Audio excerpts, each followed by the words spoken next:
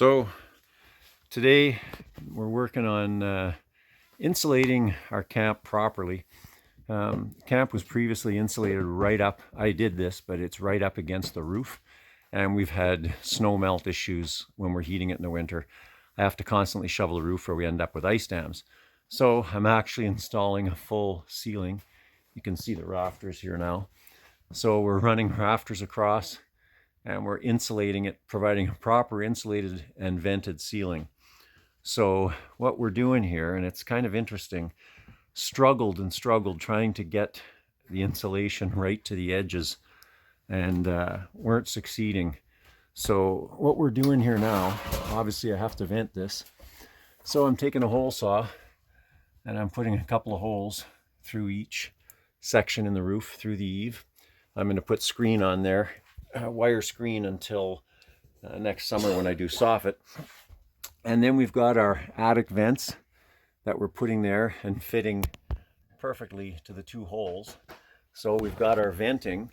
The problem has arisen, and that is trying to get the insulation, especially in the corners and back in here, because I'm using R20 insulation and we've got all kinds of odd corners. Like you can see here, we've got a original 2x4 and then I've got the 2x6 here, made it up against it, trying to get the insulation in there without packing it tight and defeating the purpose, and then still not getting all the corners filled has been a real challenge. And we basically have done it and played a couple of times and we're not happy with it. We figured we were still going to get problems, especially on one of the inside walls where there's no venting.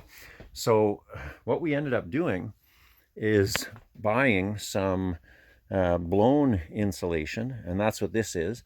Those are just some chunks in this bin, and I just take the screwdriver and kind of mix it up and shake it up, and it comes apart and becomes very easy to install just by hand. So to fill all of these sections, the last foot is basically the blown insulation put in by hand, so we can tuck it right back in the eave and around the vents, soffit vents.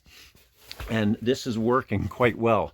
It's a little bit tedious, but it's actually not bad once we got a routine of getting the plastic in place and putting a piece of insulation partway out.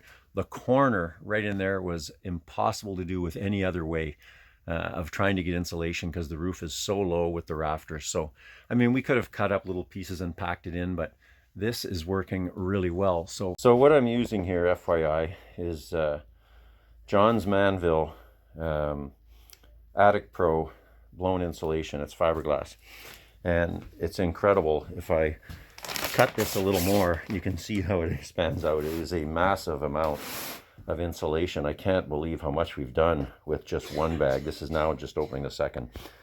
So I'll go and show you just one of these things as I fill a cavity. Again, here's my bin full of it, and we just kind of stirred it up and it just continues to expand, and very easy to toss in there and get it in place.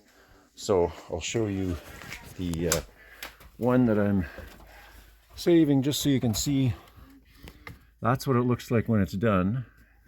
So I've got about 14 inches of insulation in front of it, but trying to get it in there with just fiberglass is not easy. So trying to get a good shot back there. There we go. So there's only 3.5 or 4 inches, and then there's the 2x4 on the edge of this 2x6.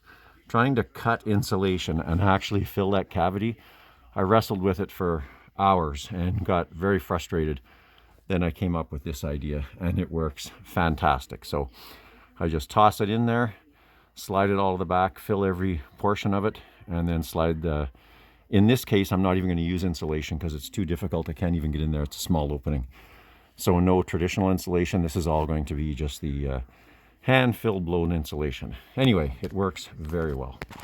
So we're basically throwing it in the bin and just shaking it up with a screwdriver and loosening it all and then packing it in by hand.